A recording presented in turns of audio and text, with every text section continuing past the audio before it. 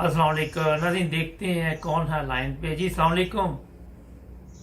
Hello, अस्सलाम वालेकुम। जी वालेकुम सलाम। जी कौन बोल रहा है, कहाँ से? समीना बात कर रही हूँ ऑस्ट्रिया से।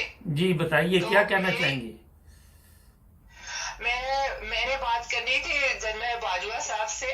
जी मेरा जनरल बाजवा साहब से सवाल है कि जब आपने अवाम को चोरों, डाकुओं, कातलों और बगैरतों और गद्दारों के हवाले कर दिया है, तो आप यहाँ पे क्या कर रहे हैं?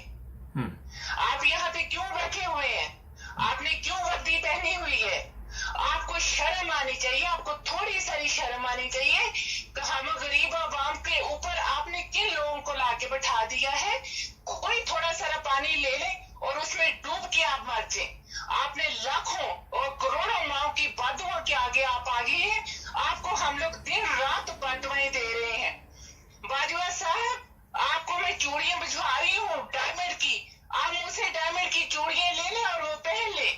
और उस वक्त जब आप ये सारा कुछ देख रहे हैं, ये तमाशा होते हुए देख रहे हैं कि मुल्क में लोग कैसे गुर्बत से मर रहे हैं, कैसे अपने बच्चों को मार रहे हैं, तो आपको बिल्कुल अल्लाह से डर नहीं लगता है? आप बिल्कुल अल्लाह को भूल गए हैं या आप अपनी मौत को भूल गए हैं? तो आपने पाकिस्तान में चोरों और डाकुओं को लाके बिठा दिया और अब आप बैठ के तो देख के खुश हो रहे हैं कि किस तरह आवाम तड़प रही है। सड़कों पे रोटी नहीं है, पानी नहीं है, बिजली नहीं है, गैस नहीं है, और अगर है भी है तो आपने उनको करोड़ों के मिलियन के ऊपर कर दिया है। बाजवा साहब, आप ये ना समझे कि हम लोग गरीब हैं, हम लोग बोल नहीं सकते। ये 1980 वाला 80 वाला हिसाब नहीं है बाजवा साहब। ये अब 2025 है। आपको पता होना चाहिए कि जो 8 साल का बच्चा है उसके हाथ में पूरी वर्ल्ड है, उसके हाथ में। उसके पास यूट्यूब है, उसके पास फेसबुक है, उसके पास ये है सोशल मीडिया है। आप बाजवा साहब किस को चुप कराएंगे और किस लिए चुप कराएंगे?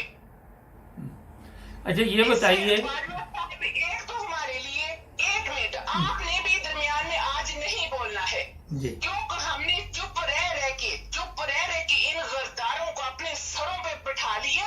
इनके जूते हम लोगों के सरों में डाल दिए। कभी आर्मी को हम कहते हैं कि हम करोड़ों सलाम करते हैं।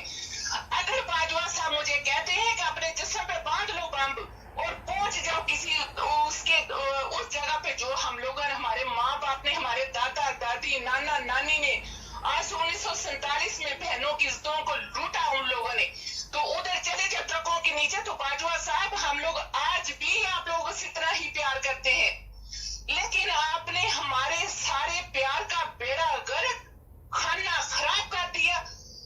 मुझे तो बाजवा साहब, वैसे आपकी अम्मी को भी आपके ऊपर अफसोस हो रहा होगा।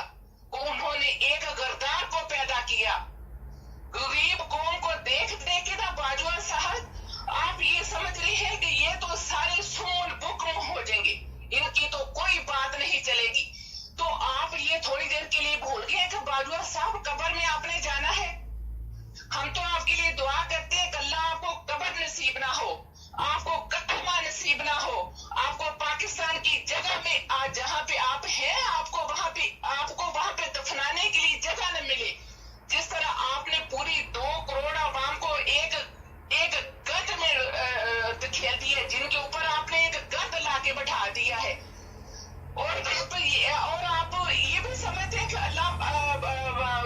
समझते हैं बाजवा साहब कि अभी भी हम लोग चुप करके बैठे रहे, मतलब अभी भी हम लोग ना बोले कि आप लोगों ने हमसे सूखी रोटी तक छीन ली आवाम से।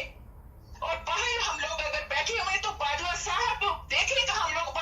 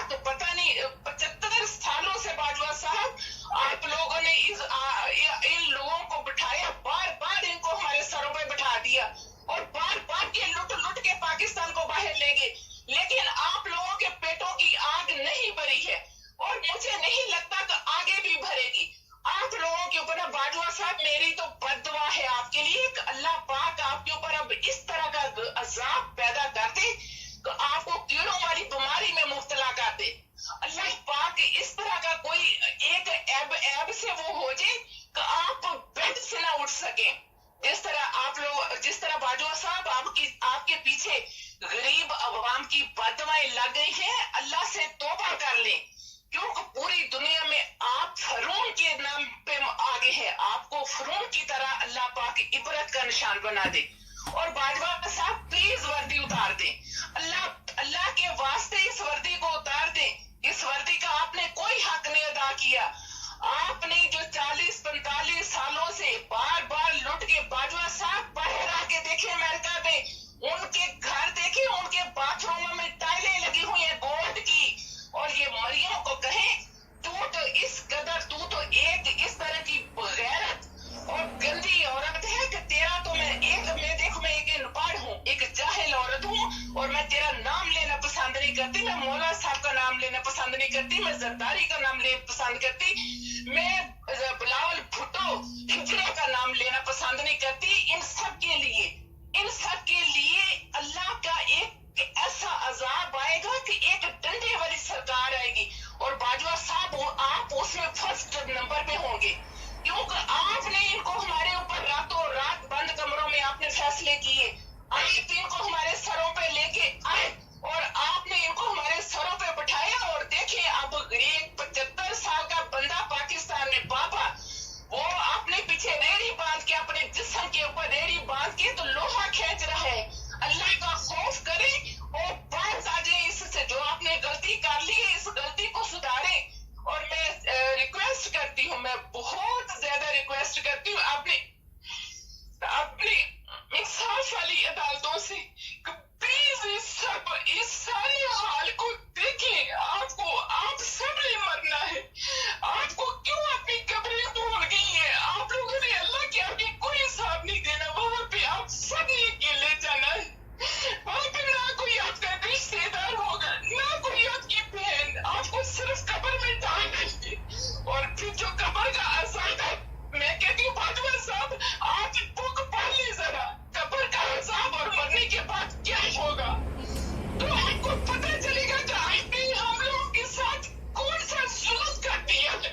सही से एक इमरान को निकालने के लिए मैं आपको बताती हूँ बाजवा साहब, मैं इतने साल की हो गई हूँ, मैंने कभी किसी को वोट नहीं दिया। मैंने न जरदारी को, ना मैंने शबाब को, ना नवाज शरीफ को, ना इमरान खान को, लेकिन मुझे अपने मुल्क से प्यार है।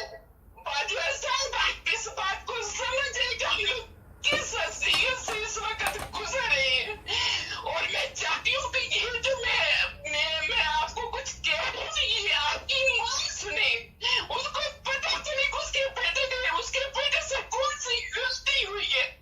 और अगर मेरे पीछे ISIS लगाने तुमको कहा तो मेरे घर में आके मुझे मारे कि मैं अपने ईमान के लिए बोली, और मेरे अंदर इतना गुस्सा है, मेरे अंदर इतना दुख है, मेरे अंदर इतना दर्द है, जब मैं एक 80 साल की 90 साल के बूढ़े को इस हालत में देखती हूँ तो। चलें, बहुत शुक्रिया, आपने काफ़ी बातें कर दी हैं, फिर भी आपसे बात होती रहेगी। बहुत शुक्रिया, थैंक यू, बहुत शुक्रिया। नाज़रीन, ये देखिए कितना दर्द है। ये लोग रहते तो बाहर हैं, मगर अब वो ज़माना बाकी नहीं रहा कि लोगों को आप बेवकूफ़ बनाते रहें और लूट मार करते रहें। बाजा साहब, आपके लिए ये पैगाम, मेरा ख्याल मैंने जितने प्रोग्राम किए हैं वो सारे ही बड़े सख्त थे, मगर जो इस खतून ने आपको पैगाम दिया, जो भी सुने इस वीडियो को फॉरवर्ड करे। हमें किसी का कोई डर नहीं है, ये मैं आपको बता देता हूँ। और सब्सक्राइब करें, जुड़े रहे हमारे साथ।